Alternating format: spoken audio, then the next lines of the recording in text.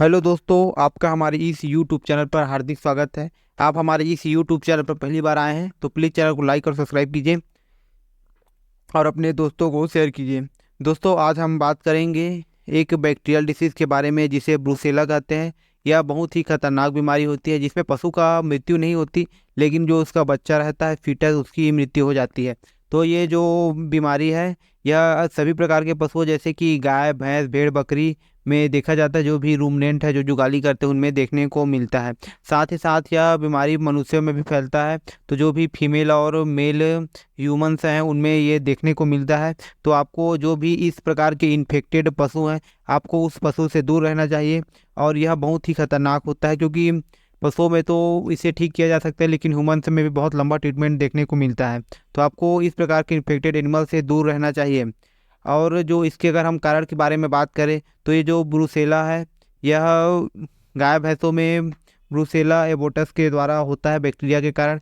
साथ ही साथ और ब्रूसेला मैलीटेंसिन से जो बैक्टीरिया है उसके कारण देखा जाता है गाय भैंस में। लेकिन भेड़ और बकरी में ब्रूसेला ओविस नामक जो ग्राम निगेटिव बैक्टीरिया है उसके कारण यह ब्रूसेला बीमारी पशुओं में देखा जाता है, भेड़ बकरी में। और यह दोनों जो तीनों बैक्टीरिया है वो ग्राम निगेटिव बैक्टीरिया है, इसी कारण से इसमें देखा जाता है। और इसके अगर हम ट्रांसमिशन के बारे में बात करें तो ये पशुओं में कैसे फैलता है। जैसे कभी कभी पशुओं में गर्भपात हो जाता है, उसके गर्भपात से मतलब एबॉर्शन होने के द्वारा उसके जेर से, जो जेर में बहुत ज़्यादा मतलब इसके बैक्टीरिया रहते हैं। साथ ही साथ योनि मुख है, जो वेजाइना है, उसके लिक्विड में जो भी इसमें लिक्विड निकल रहा है, डिस्चार्ज है, वेजाइनल डिस्चार्ज, उसमें बहुत ज़्यादा मात्रा में जीवाणु रहते हैं, बैक्टीरिया। साथ ही ये जो बैक्टीरिया मतलब डिस्चार्ज है वो दूषित चारा पानी में चल देते हैं, मतलब चारा पानी को भी दूषित कर देते हैं, जिससे यह बहुत ज़्यादा मात्रा में फैलने लगता है। और यह जो बैक्टीरिया के फैलने का मुख्य कारण, अगर कृत्रिम गर्भाधान किया जा रहा हो या प्राकृतिक गर्भाधान, उसमें दोनों प्रकार के जो सांड होते हैं अगर इन्फेक्टेड है तो वह फीमेल एनिमल में को इन्फेक्टेड कर सकती है और पशुओं में एबॉर्शन हो सकता है। तो ये सब कारण है पशुओं में एबॉर्शन होने के। और जो इसके अगर हम लक्षण के बारे में बात करें तो यह जो बीमारी है फीमेल एनिमल में, जो फीमेल पशु है उसमें एबॉर्शन हो जाता है। जैसे कि 6 से 7 मंथ या 8 मंथ तक हो जाता है, मतलब लास्ट ट्राई सेमेस्टर, लास्ट के 3 महीने एक में पशु का अबॉर्शन हो जाता है। अगर आपके पशु में 6 मतलब 6वें महीने या 7वें 8वें महीने तक अगर कोई भी प्रकार का अबॉर्शन देखने को मिलता है तो आपको ब्रूसेला की ट्रीटमेंट करना चाहिए और आपको पता हो जाना चाहिए कि ये ब्रूसेला है।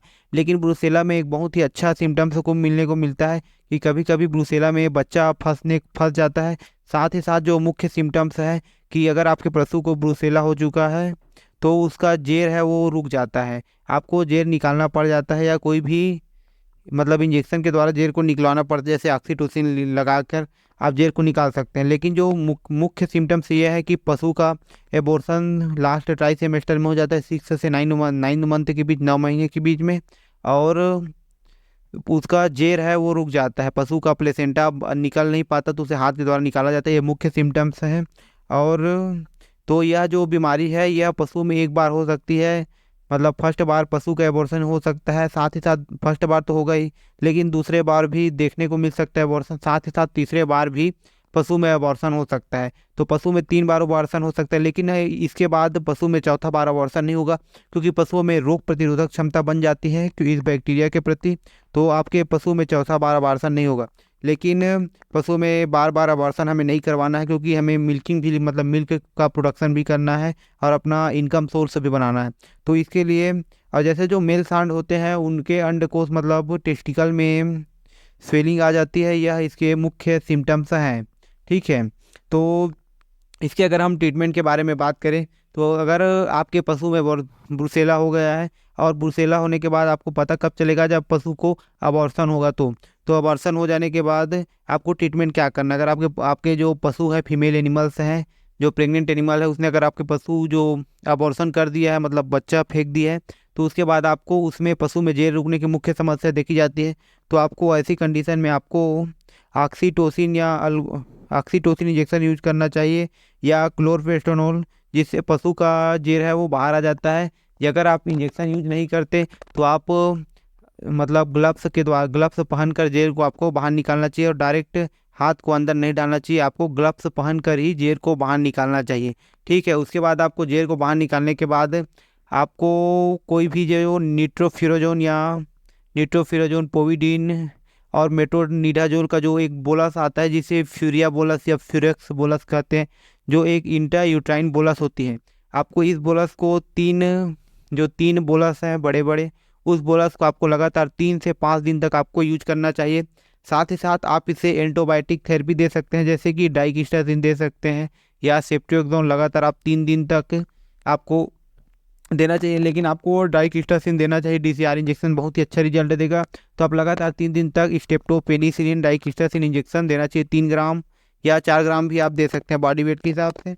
और उसके साथ साथ अगर आपके पशु में अगर बोलस डालने की ज़रूरत नहीं हो, इन्फेक्शन बहुत ज़्यादा टाइम से हो चुका है, तो आपको सेफ्लॉक्सिन इंट्रायूटाइन मेडिसिन यूज करना चाहिए, जो 60 ml के प्रेजेंटेशन में आता है, जो 4 ग्राम का रहता है।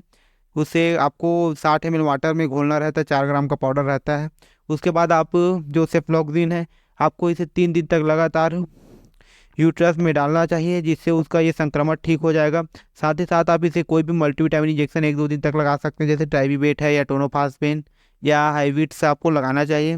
और फ्रेंड्स, आपको इस प्रकार से ब्रुसेला का ट्रीटमेंट करना चाहिए। और दोस्तों, आपको ये वीडियो पसंद आया हो तो प्लीज़ चैनल को लाइक और सब्सक्राइब कीजिए और अपने दोस्तों को शेयर कीजिए। धन्यवाद, नमस्कार साथियों, थैंक यू फॉर वॉचिंग।